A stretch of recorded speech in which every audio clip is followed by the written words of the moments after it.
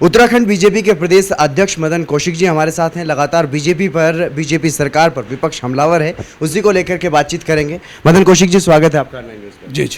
मदन कौशिक जी, लगातार जिस तरीके से चंपावत उपचुनाव में जो तस्वीरें देखने को मिली, वहां पर भी कांग्रेस के उम्मीदवार और तमाम बड़े नेता भी आरोप लगा रहे हैं कि सत्ता का दुरुपयोग हुआ है और वहां पर इसलिए जो है स्थिति लोकतंत्र का गला दबाने की कोशिश जो है वो की गई बीजेपी की तरफ से। इस तरीके के तमाम आरोप लगाए गए कि क्या देख रहे हैं आप, किस तरीके से देख रहे हैं चंपावत उपचुनाव? अभी प्रत्याशी का एक बयान आया है, शायद आप वहाँ नहीं होंगे उपस्थित।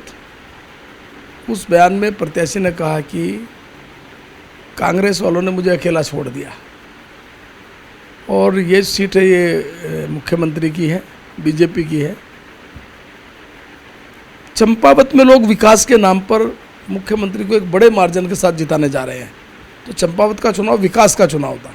तो मैं समझता हूँ कि कांग्रेस हताश और निराशा में इस प्रकार की बातें कर रही है। पहले अपने प्रत्याशी से बात करें जी। और इसके अलावा बजट सत्र को लेकर के भी तमाम आरोप जो हैं वो अब सरकार पर लगते हुए दिखाई दे रहे हैं कि गैरसैंण के साथ धोखा हुआ है। पूर्व मुख्यमंत्री से भी हमारी बातचीत हुई, वो भी यही कह रहे थे, हरीश रावत जी, के धोखा क्या है? 4 धाम यात्रा इस समय कई सालों के बाद चली है।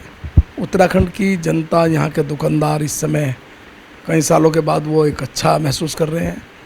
इस प्रकार से 4 धाम यात्रा में सारे अधिकारी लगे हुए हैं। गैरसैंण सत्र होने की स्थिति में बड़ी दिक्कत परेशानी होती। कई लोगों ने इस प्रकार की आवाज़ उठाई है, कांग्रेस के लोगों ने भी। मैं बधाई देना चाहता हूँ, सरकार ने एक अच्छा निर्णय लिया है। मोदी जी के 8 साल हो गए हैं सर, उसको लेकर के उत्तराखंड में भी बीजेपी की तरफ से कार्यक्रम किए जा रहे हैं, लोगों के बीच जा रहे हैं आप लोग। क्या कुछ संदेश देने की कोशिश और किस तरीके से आप देख रहे हैं 8 साल मोदी जी के? 8 साल बहुत अच्छे रहे हैं। हमने इन 8 सालों में मोदी जी के मार्गदर्शन में आम लोगों तक अच्छा कार्य किया है। हमने पखवाड़ा के रूप में अनेक कार्यक्रम, हमारा युवा मोर्चा, महिला मोर्चा, अनुसूचित मोर्चा, जनजाति मोर्चा, किसान मोर्चा, सारे जनप्रतिनिधि, चाहे MP हो, MLA हो, मंत्री हो, मुख्यमंत्री हो, हमारे ब्लॉक प्रमुख हो, जिला पंचायत अध्यक्ष हो, चाहे नगर पंचायत के अध्यक्ष हो, मेयर हो, पदाधिकारी हो, पार्टी के महामंत्री हो, उपाध्यक्ष हो, सभी लोग 75 घंटे जनता के बीच में रहने वाले हैं। काम शुरू हो रहा है। इसी प्रकार से अलग अलग वर्गों में जाकर काम करने वाले हैं। तो ये सारे काम हमारे चल रहे हैं। एक अच्छा काम, मार्गदर्शन जो योगी जी का रहा है, देश में एक अच्छा काम हुआ है। दुनिया में भारत का गौरव बढ़ा, सम्मान बढ़ा। एक चिंतन शिविर जो उदयपुर में हुआ कांग्रेस का, उसके बाद अब यहाँ कार्यशाला भी चल रही है, उसको लेकर के आप क्या कहेंगे?